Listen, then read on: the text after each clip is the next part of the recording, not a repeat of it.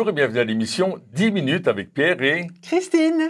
On est heureux de se retrouver à nouveau sur le plateau de cette émission et on va continuer les actes des apôtres. On a vu comment quelque chose s'était passé à Antioche, Oui. qu'elle était devenue la première ville, Missionnaire, la première église missionnaire. la première église Qui a missionnaire. envoyé aussi des missionnaires. Tu sais qu'à Antioche, il y avait 500 000 habitants. Waouh! Et cette église d'Antioche a eu une influence extraordinaire. Alors aujourd'hui, on veut parler à chacun d'entre vous et on veut vous dire, soyez des influenceurs. Oui. Alléluia. Amen. Changez l'atmosphère autour de vous. Transformez les choses autour de vous à cause de la puissance de l'évangile. Amen. La puissance du Saint-Esprit qui habite en nous. Amen. Alléluia. Alléluia. Et les choses qui se sont passées à Antioche ont fait du bruit. Et la Bible nous dit dans Acte 11, 22, Que le bruit en parvint aux oreilles des membres de l'église de Jérusalem et ils envoyèrent Barnabas jusqu'à Antioche. et Barnabas, c'est pas n'importe qui. Non. Son nom veut dire fils d'exhortation. Le nom de Barnabas est important. Il va aller exhorter cette église et on le lit, n'est-ce pas, au verset 23 et 24. Quand il arriva là-bas et fut témoin de la merveilleuse grâce de Dieu, il fut enthousiasmé et rempli de joie. Il encouragea les croyants à rester fidèles et à s'attacher au Seigneur avec un cœur passionné. Barnabas était un homme bon, rempli de l'esprit de sainteté, et il rayonnait d'une vie de foi. Grâce à son ministère, encore plus de foules furent amenées au Seigneur. Waouh! Un influenceur. Un influenceur, mais pas n'importe quel influenceur. Non, mais chacun d'entre nous, on peut être cet influenceur rempli de foi Oui. et d'Esprit Saint. Mhm. Alléluia. Un homme qui a porté la bénédiction partout où il allait. Waouh, Ça, c'est merveilleux. c'est extraordinaire. Wow. Hein. Un homme qui encourageait. Mhm. Il savait donner des paroles d'encouragement et dire aux gens que c'était bien ce qu'il faisait. Même dans les choses les plus parfois difficiles, il savait leur dire ouais, ça c'est bien quand même. Oui. Il trouvait toujours quelque chose à dire pour encourager. Et c'est un homme qui croyait et qui vivait de tout son cœur comme vivait le Seigneur. Ah, c'est merveilleux. Il était comme le Seigneur. Il était vraiment comme Jésus. Et ça, c'est des qualités d'un influenceur. Oui. Et c'est ce que Dieu veut faire avec chacun d'entre nous. Parce que lorsque sa vie vit en nous, on devient progressivement comme Jésus. Et on influence les gens autour de nous. Est-ce que vous êtes un influenceur? Est-ce que quand les gens vous voient, ils disent « Je voudrais devenir comme toi, je voudrais avoir ce que tu as, je voudrais être ce que tu es ». C'est ça un influenceur, Oui, c'est qu'on c'est fait. vrai. Il change la vie de quelqu'un. Oui, oui, simplement en le regardant, en le voyant, en l'imitant. On a envie de l'imiter parce que on a soif de devenir comme il est et d'avoir les qualités qu'on trouve en lui.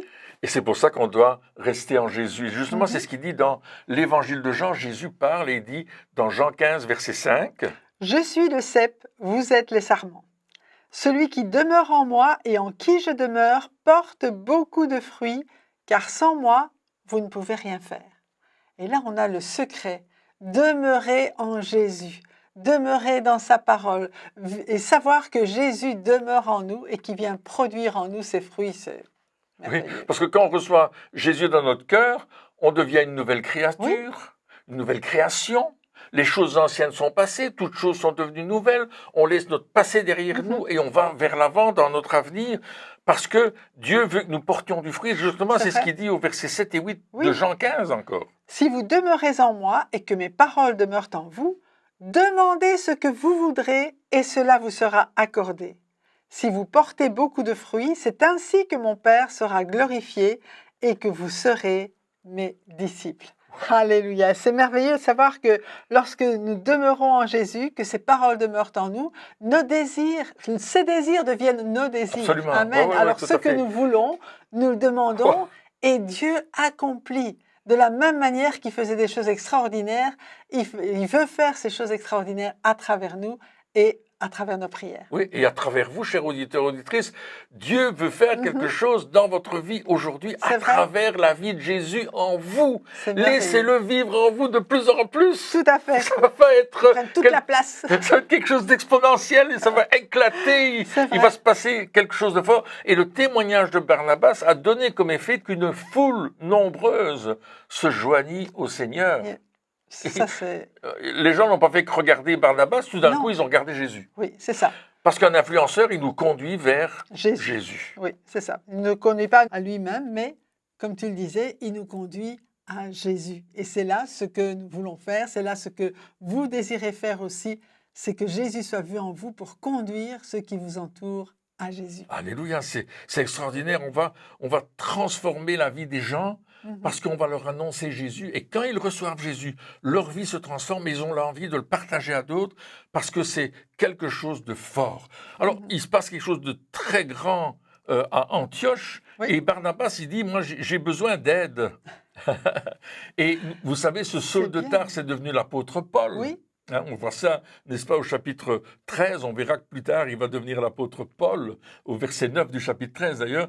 Mais Barnabas, il va aller chercher Paul. Il va aller le chercher là où il habite, à Tarse, parce que c'est Saul de Tarse. Barnabas se rendit ensuite à Tarse pour chercher Saul. Et l'ayant trouvé, il l'amena à Antioche. Pendant toute une année, ils se réunirent aux assemblées de l'Église et ils enseignèrent beaucoup de personnes. Ce fut à Antioche que pour la première fois, les disciples furent appelés chrétiens. C'est extraordinaire, cette Ouais. ville, elle apporte un changement non seulement dans la ville, mais dans le christianisme. Oui. Parce que le christianisme n'est plus annoncé qu'aux juifs, il est annoncé aux païens. Et puis là, on dit les gens, ils sont des chrétiens, c'est-à-dire qu'ils sont comme Christ, des petits Voilà. Christ. Ils représentent Christ. Il y a vraiment la faveur, la saveur, l'odeur de Christ qui passe à travers eux. Et il y a quelque chose qui se répand dans cette ville de 500 000 habitants. Il y a quelque chose d'extraordinaire. Et vous savez que Barnabas va faire 250 kilomètres aller et 250 kilomètres retour pour aller chercher Saul de Tarse. Et il va l'amener et qu'est-ce qu'ils vont faire? Ils vont enseigner. Oui. Et c'est vraiment un ordre que Dieu a donné aux premiers chrétiens, une direction. On voit ça dans Actes 2, 42-43. Il persévérait dans l'enseignement des apôtres, dans la communion fraternelle, dans la fraction du pain et dans les prières. La crainte s'emparait de chacun et il se faisait beaucoup de prodiges et de miracles par les apôtres. Alléluia, il persévérait dans l'enseignement des apôtres. Et il va enseigner pendant toute une année. Ouais. Quand même, c'est pas de temps en temps ou quelquefois, mais toute une année, ils vont être là pour être sûr que l'évangile soit bien établi, que les fondements soient solides. Et c'est vraiment important de suivre ces enseignements. Oui, parce que ça fortifie notre foi. Oui. Parce que nous savons en qui nous avons cru, ce ne sont pas des fables. Et souvent, Paul va écrire dans ses lettres de ne pas parler de fables, des choses qui n'existent pas, mais de parler de l'écriture solide que nous avons, qui est dans la parole de Dieu, la Bible, qui est la parole de Dieu. Vous savez, la Bible, c'est écrit par 40 auteurs sur 16 siècles différents, et ces auteurs ne se connaissaient pas, et ils parlent du même sujet. Absolument. C'est la pensée de Dieu. Exactement. La Bible, c'est la parole de Dieu. C'est pour ça qu'on dit que c'est la parole de Dieu. C'est pas Amen. la parole d'un homme, hein, malgré que ça a été écrit par des hommes, parce qu'il fallait bien nous le communiquer à notre manière pour nous, que nous puissions comprendre. Mais nous avons besoin de ces 4 fondamentaux, c'est-à-dire l'enseignement des apôtres, Oui.